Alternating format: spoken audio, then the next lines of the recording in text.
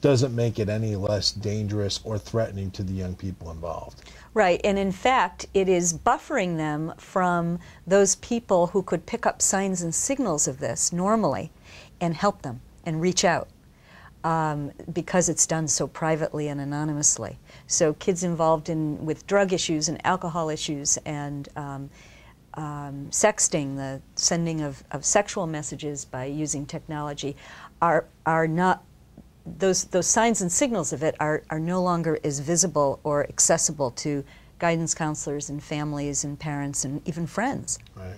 So it's a very big and troubling issue.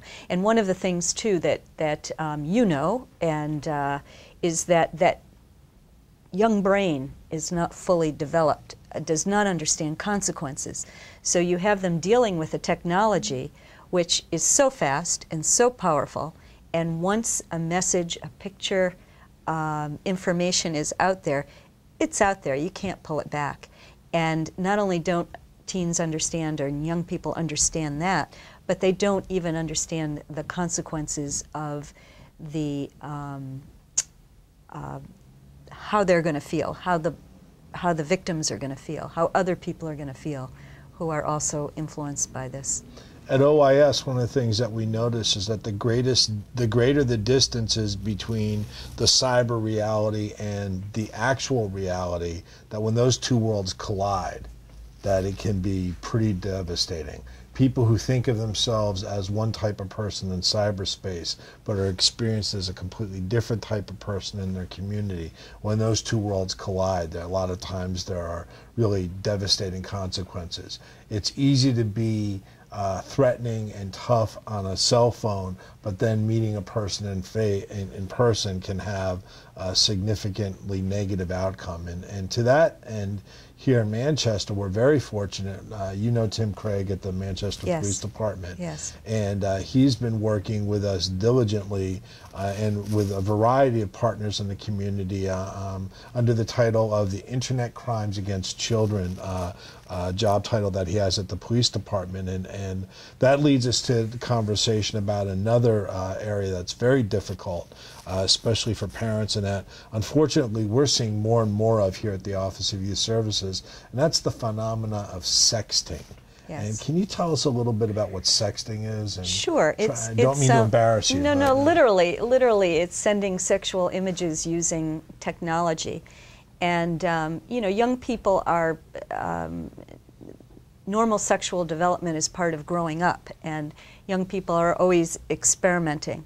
What the technology has done to this activity is allowed young people to send messages to each other, again, with oftentimes little thought given to the consequences of, first of all, not thinking about their own personal boundaries, but then sending it to somebody who is probably not going to think about the personal boundaries of the person who has sent it, and send these pictures or messages to multiple parties. And there are a lot of issues at play here, and not the least of which is it has legal consequences.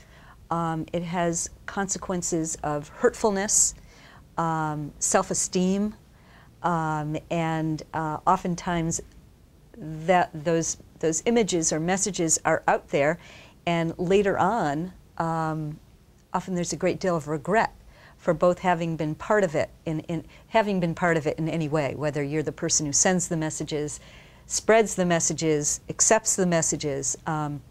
It's got a lot of ramifications for a lot of people. And when we work with parents, we talk a lot about they're talking with their kids about setting personal boundaries. So it's not just not giving out their address or their personal information so that predators or other people who may have ill intentions can reach their kids, but it's also about those personal boundaries of your body, and understanding that, again, this is very powerful technology. You don't own anything that's out there. Nothing is anonymous, nothing is private, and anything you send is going to be a permanent record. Right. In the old days, if you liked somebody or somebody liked you, you might pass them a note during recess.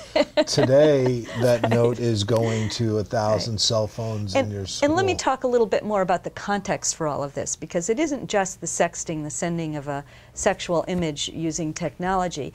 It's that the media environment has created a social norm for how young people behave and what is allowable and what they need to do to attract attention.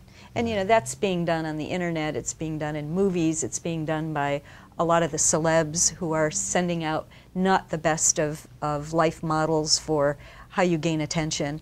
But it's creating a social norm for the way young people react and relate to each other, which is saying, yeah, sure, take your clothes off. This is the way you get attention. And so a lot of that is what is out there, what they're seeing. And that calls for media literacy, for you as a professional and parents and youth service providers to work with young people and say, what stories are being told? You know, what story isn't being told? Why is this message out there? And is this message a healthy way to behave or to send information?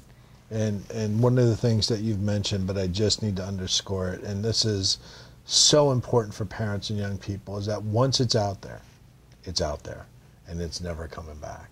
And I think that a lot of times parents are unaware of the fact, like you said before, the young people just are not hardwired to think about that kind of lifelong consequence for behavior they've engaged in. And I think one of the more powerful messages that Media Power Youth puts out there is that it's really important for parents to be involved, to be engaged. Yes, and we know from research that parents who make the effort to be involved in their children's media, both content and also the amount of time being used in the technology, those children spend less time with media, and they tend to do better in school, in social relationships, and generally are more content with their lives. So there's a direct relationship between involvement with media and both the amount of time being used and the amount of technology being used, parent involvement in that use, and whether kids end up making healthy choices and succeeding in life. So we hope that parents will be involved, that they'll contact us. We work with schools, we work with parenting groups, we work with youth service providers. www.mediapoweryouth.org, and we hope that many more programs will begin in the communities in the years to come. Well, we'll be sure to put www.mediapoweryouth.org on the bottom of the show while we're talking, and to put that on our website. And give us your phone number too for people that like to use the phone still. 222-1200. 222-1200. Yes. And we hope that you get some calls. You know, again, one of the things that I've always enjoyed about your program is that you've really tried to say not all media is bad. This is not about censoring. This is about just being thoughtful and intentional about what you consume and being involved in the media choices that your children make. And I've said this for a long time. I believe you believe it to be true. I think that media literacy is the most significant public health issue facing this generation of young people. And we are so lucky to have an organization like yours in Manchester that is, quite frankly, at the cutting edge of what ways to educate the community and young people about media literacy. And to that end, we'd like to close our show with a couple PSAs that young people have developed under your auspices, funded by you and I guess the state of New Hampshire and others. Department of Health and Human Services, Bureau of Drug and Alcohol Services Prevention. And these are examples of young people using media to get out positive information. And again, it helps them understand the media, which makes them less vulnerable to being manipulated by media. It also enables young people to get out positive information, important, truthful, fact-filled information to hopefully level the playing field a little bit. And you know, Marty, it's raising the bar on what media is offering us. And if young people can do that, that will be a significant contribution to society for years to come. Excellent. So we'll end the show by showing you some of those clips, and thank you very much for watching. Until next time, this is For Young People.